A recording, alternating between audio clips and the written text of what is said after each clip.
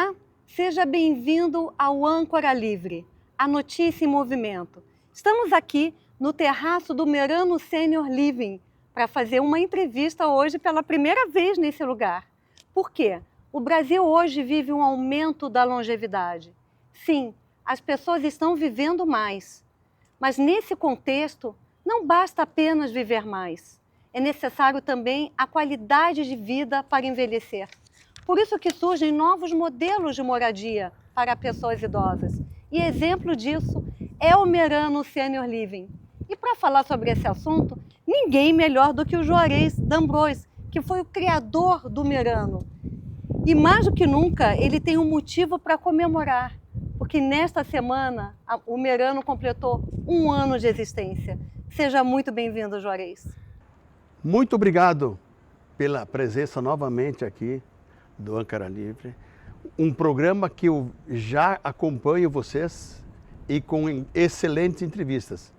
Espero também poder responder as perguntas que hoje serão feitas, mas com referência à questão da idade, das pessoas do Merano Living ou de pessoas 60 a mais.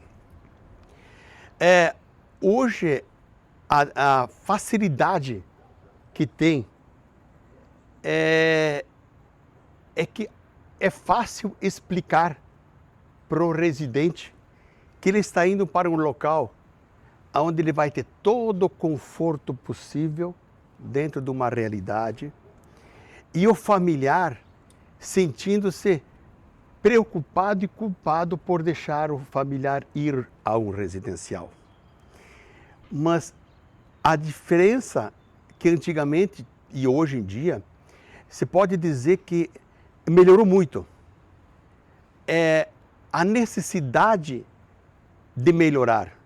As pessoas exigem mais qualidade de vida. Qual seria o maior diferencial do Merano para outras casas? Hoje nós temos um trabalho muito técnico. Nós temos um trabalho hoje na área da psicologia. Nós temos um psicólogo, que é o Stefan, é o filho do meu sócio, que ele passa todo dia aqui para acompanhar o residente e também o familiar. Por quê? Porque o residente, ele vem, mas o familiar precisa também de um apoio e dizer assim, ó, tu deixaste o teu familiar no lugar certo e nós vamos fazer o melhor para que ele se sinta bem nesse período de permanência dentro do Merano. Então o diferencial é esse, é o atendimento. Nós temos processos desde a recepção. Existe uma lista, tipo um checklist, desde a entrada. Como que ele vai entrar? Ele vai chegar às 4 da tarde, mas às 3 horas nós temos café. Chegando às 4 horas, ele vai tomar um café. Entendeu? Então, todo o processo, ele é voltado que a pessoa sinta-se em casa. Ela não pode chegar aqui assim, ó, aonde eu estou? E pelo número de pessoas que hoje nós temos aqui, que já são, nesse ano, né, fica feliz e até a felicidade não é nossa. A felicidade é nossa, dos nossos colaboradores, que são especiais, são batalhadores. Eles amam o que eles fazem. E isso que faz a diferença. É tu amar o que tu faz. É tu dizer, eu não estou cuidando de uma pessoa. Não, eu estou ajudando ela a ser feliz neste momento dentro do Merano. Por isso que tu é uma referência para falar a respeito. Mas eu gostaria de saber se esse modelo já faz alguma mudança cultural no jeito de envelhecer da população. Mas com certeza, a gente vê a evolução das pessoas que elas chegam aqui muitas vezes numa situação, não é que elas estejam cansadas, elas estão pensando, elas estão com 90, com 100 anos, quer dizer, uma pessoa quando com essa idade, ela já pensa assim, meu Deus, eu vou fazer o que lá? Não, ela vai vir aqui, ela tem de manhã, tem entretenimento, à tarde entretenimento, tem o café da manhã, tem o bolo da tarde, se precisa ir no quarto, a gente vai no quarto, vai o psicólogo. A gente procura dizer assim, ó, que ela se sinta não mais uma pessoa aqui dentro, e sim que ela se sinta valorizada como ser humano. E nisso que faz a diferença. Como ser humano. Como ser humano. Perfeito. E não como mais uma pessoa dentro do Merano. Como é que funciona a autonomia do idoso aqui dentro? A autonomia do idoso é o seguinte, dentro, se ele tem a facilidade que seria, tipo assim, nós temos nível 1, 2 e 3. Nível 1 é quem toma banho sozinho, vai, faz as refeições, normal. Isso é nível 1. Isso ela conversa com a gente, tudo normal. Nível 2. No nível 2, o que acontece? A pessoa ela já é um pouco dependente. Ela tem cadeira de rodas, então precisa alguém tirá-la da cama, recolocá-la ela depois na cama. Então isso tem mais. E o nível 3, que o nível 3 praticamente é a pessoa que ela fica mais tempo acamada. Mas o nosso interesse é que ninguém fique acamado. É que a pessoa ela entre... Tem autonomia. E tem autonomia. Pelo menos que ela saia do nível 3 para o nível 2, onde que ela possa participar nos eventos do café e a gente fala para o familiar. A relação nossa com o familiar, ela é sempre voltada ao seguinte, olha, a tua mãe, ela não está querendo descer. Nós podemos conversar com ela, porque a gente não quer forçar a nada. Porque se o familiar diz assim, ó, não, a minha mãe tem que ficar no quarto porque tal, a gente respeita. Mas se nós tivermos oportunidade de pegar essa pessoa e levar para o convívio social dentro do Merano, a gente vai fazer tudo para que isso aconteça. O impacto emocional do idoso quando sai de casa para vir para cá é mais positivo ou desafiador? Como é que a gente consegue evoluir nisso? Porque o primeiro momento, a gente, quem visita, eu vou relatar mais ou menos como é que isso funciona. Primeira visita, familiar, um filho. Segunda visita, outro familiar. Aí depois que vem o residente. Então o residente ele vem um pouco condicionado já pela família. Ele vem, toma um café muitas vezes, ele vem, almoça. Depois que ele fez isso, ele vai e recebe a questão que mais, eu acho que mais diferencia é que o idoso vem e ele vai conversar com as pessoas da mesma idade. A gente vê o carinho que tem uma com a outra, porque eu estou com a mesma idade que tu. Eu não estou conversando com uma jovem, um jovem mais velho. Então começa a falar os assuntos que o passado dos dois podem um voltado para o interior ou da cidade, mas os assuntos, eu tive meu filho, meus netos. Então, então essa interação que tu percebes, que eu gostaria que um dia tu viesse aqui almoçar comigo, e eu te mostrasse, tipo assim, aquilo é o grupo se fecha e um começa a falar com o outro. Até eu percebi isso no elevador hoje, né? Sim, foi muito interessante uma senhora dentro do elevador, como ela estava feliz, como ela estava contente, né? E isso, tu verificar, são todos assim. O sorriso dela foi lindo. Então, claro que os que estão camados é mais difícil isso, mas os demais a gente procura forçar, até conseguir tê-los, não é devolver para a sociedade, mas tê-los num nível onde eles possam relação com todos os demais. Quais os principais desafios encontrados no início da adaptação aqui? O início é a saída de casa, vir para um local onde muitas vezes nunca foram, conhecem pela primeira vez. Exato. E aí tem que ter uma habilidade da nossa gerência, do nosso corpo clínico, do psicólogo, de nós como proprietário. A gente tem que estar aqui. A diferença que faz aqui é que os proprietários, eu e o Cláudio, nós estamos tempo integral ligados dentro do Merano. Qualquer coisa que acontecer dentro do Merano, nós somos imediatamente comunicados ou já estamos aqui. Então isso transmite uma tranquilidade. Os cabelos brancos nossos, com os cabelos brancos dos residentes, também ajuda, né? Porque, pô, mas o cara está aqui me ajudando, isso, aquilo.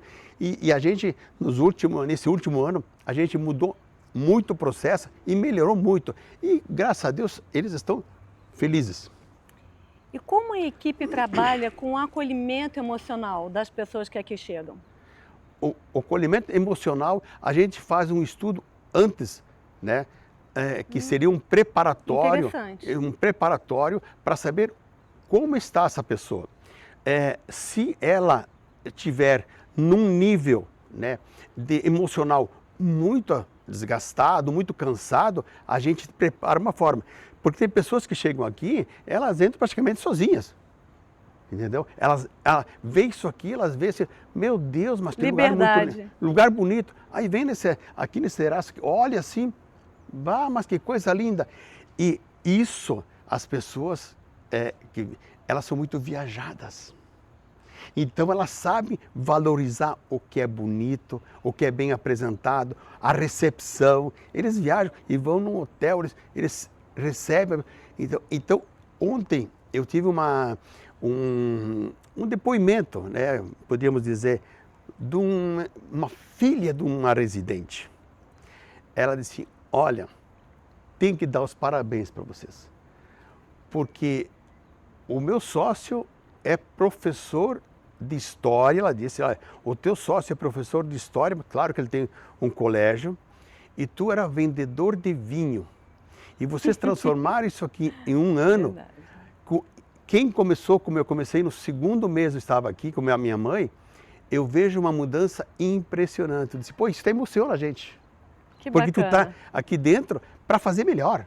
Não estamos aqui para ganhar dinheiro. Ganhar dinheiro é uma consequência, eu tenho que fazer o melhor, para que eles sintam bem.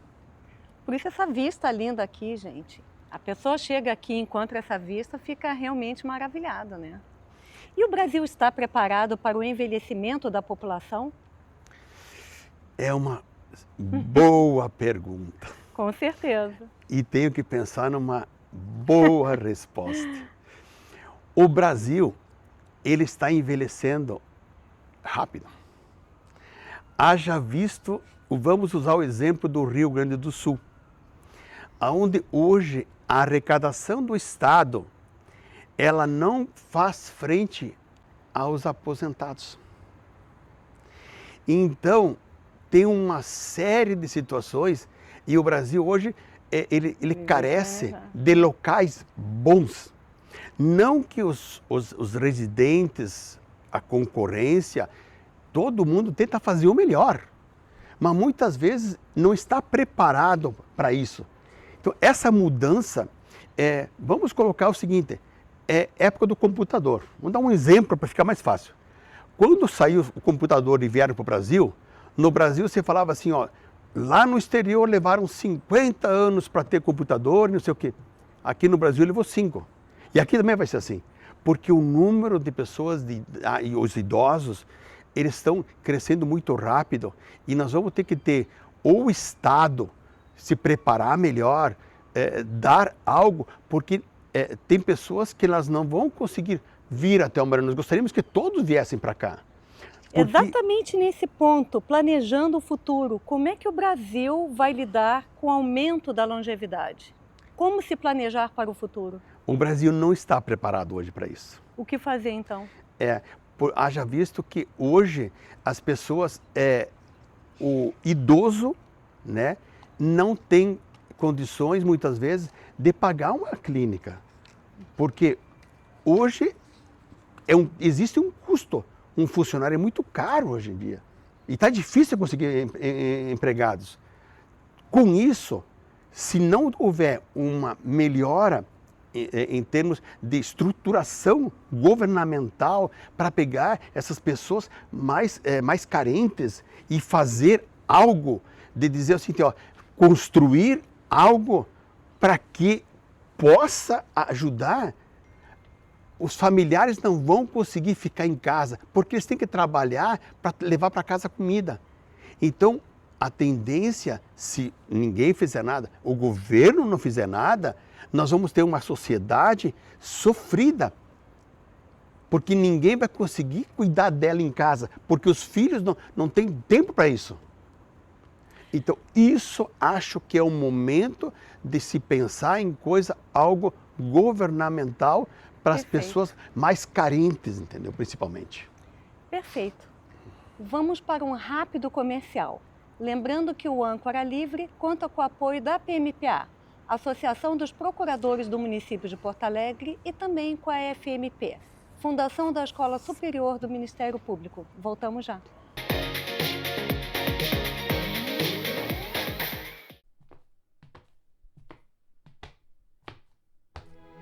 A FMP é uma das melhores faculdades de direito do país. Suas conquistas são incomparáveis, guiados pela tradição,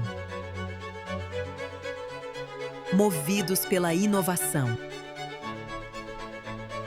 Entregamos talentos que reescrevem destinos. O mundo mudou. A tecnologia transformou a forma como vivemos, aprendemos e decidimos. No direito, os fundamentos permanecem, mas o modo de formar e preparar novos talentos precisa evoluir. E quem compreende o seu tempo precisa ter coragem para mudar, sem romper com sua essência, sem renunciar à sua história. Marcas fortes constroem percepção, são posicionamento, clareza e valor. Uma identidade mais limpa, precisa e contemporânea. E a cor também comunica. O vermelho não chega para romper, chega para afirmar. No direito, ele já carrega tradição. No presente, ele projeta presença, distinção, sofisticação, memória. Quando bem aplicado, não grita, impõe com elegância. A tradição nos trouxe aqui. A inovação nos leva adiante. A excelência nos distingue. A evolução nos define.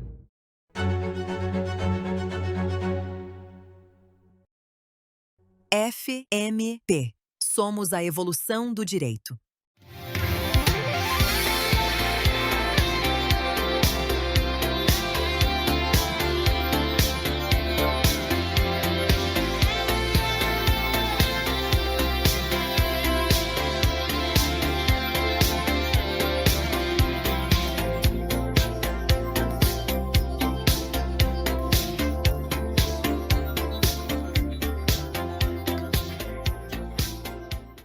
Estamos aqui de volta diretamente do terraço do Merano Senior Living. Eu gostaria de saber do Juarez D'Ambrosio o que mais surpreende ao idoso e aos filhos, os parentes desse idoso, quando aqui chegam. O que mais chama atenção é a infraestrutura, né? Porque essa parte do atendimento, ela é no segundo plano. O primeiro plano, a pessoa vem para conhecer, né? Então, nesse momento, é a estrutura, é o que é apresentado, né? Salão, os top, salão, lá embaixo, né, a parte Cinema, ecumênica, salão de festas. salão de festas, salão de beleza, que Salão de beleza também o pessoal eu vi, gosta, né? verdade. Os caras diziam assim que era só mulher que gostava de... Tem muito homem também que gosta de fazer uma unha, eu acho que vale, é importante. Claro. É se valorizar, eu acho que o ser humano ele tem que também se valorizar. E no segundo momento é apresentar o que o Merano vai oferecer no dia a dia para o residente. E ele perceber no dia a dia que está sendo apresentado, e claro que eventualmente pode ter alguma falha, alguma coisa, mas a gente, assim, se a falha aconteceu hoje, que seja hoje à noite, amanhã de manhã, obrigatoriamente ela tem que estar resolvida. Se for uma operação interna, muda-se. Se for um problema disso, muda-se. Nós estamos assim 24 horas para chegarmos à excelência. Até porque tudo isso é benefício ao residente. E a gente sabe que ele paga para ter um bom serviço. E isso nós nos comprometemos a fazer o melhor. Quais os principais relatos de mudança de vida quando eles aqui chegam, na sua opinião? É a questão mais emocional. É a parte emocional que a gente trabalha bastante. É dar um bom dia, é dar uma boa tarde, é não só... Bater nas costas, exato. como o senhor fez. Porque exatamente. senão é uma coisa muito profissional. E nós não estamos aqui para querer dizer assim, nós somos o Merano. Não, não. Nós temos que ser a extensão da família, da residência. Ele tem que vir aqui e dizer assim, mas isso aqui é uma família. Eu estou me sentindo a mesma coisa. Claro, não tão próximo que nem em casa, porque em casa da gente é o melhor, né? Mas procurar trazer bem próximo, que ele diz assim, não estou sentindo poucas coisas que eu sinto falta da minha casa aqui. Qual principal mensagem poderia dar para as pessoas que conhecem, especialmente para aquelas que ainda nunca vieram aqui no Merano? Olha, o Merano é uma porta aberta para as pessoas virem conhecer. Não precisa ser só pela necessidade de ter um residente ou familiar para vir aqui. Venham, conheçam, queiram tomar um café. É importante, porque hoje vocês talvez não precisem porque não têm um familiar. Mas o amanhã pode ter um parente, um amigo, e ter essa dificuldade de localizar. E aqui a gente está de porta aberta para dar explicações e mostrar o que nós estamos fazendo para o residente. O envelhecimento da população já não é mais uma projeção futura, é uma realidade presente. Modelos como o Merano ajudam a mostrar que envelhecer pode ser mais do que apenas viver mais tempo. Pode ser viver com qualidade de vida e muita autonomia. A grande questão que fica: estamos preparados para envelhecer com qualidade de vida, Juarez? O ser humano, ele está preparado. O ser humano, ele sabe o que quer. Por quê? Comparamos com a alimentação. A evolução natural da alimentação, a gente come cada vez, se puder, coisas melhor. E a gente dificilmente vai voltar a comer, até podemos comer o que nós comíamos no passado, mas a gente quer aperfeiçoar, tanto na bebida como na comida. No envelhecimento, todos nós sabemos, queremos ter qualidade de vida, nós queremos ser reconhecidos pelo trabalho que a gente fez no passado e que hoje somos merecedores de ter uma qualidade de vida nota 10. Mas, se a pergunta que tu colocaste é mais ou menos próximo da anterior, se o Brasil está preparado, não. O ser humano sabe muito bem o que ele quer. Ele quer viver bem, junto com os amigos, com uma ótima qualidade de vida e maior longevidade. Muito obrigada por essa entrevista tão acolhedora e motivante ao Âncora Livre. Seja sempre muito bem-vindo. Muito obrigado da nossa parte. Te agradeço em nome do meu sócio também. Muito obrigado pelo trabalho que tu estás fazendo, que eu acho que é merecedor de aplausos, porque trabalhos que eu vejo que muitas vezes tu vai nos locais, na parte jurídica é importante, porque às vezes a gente, ouvindo o teu programa, alimenta a vontade de querer pesquisar.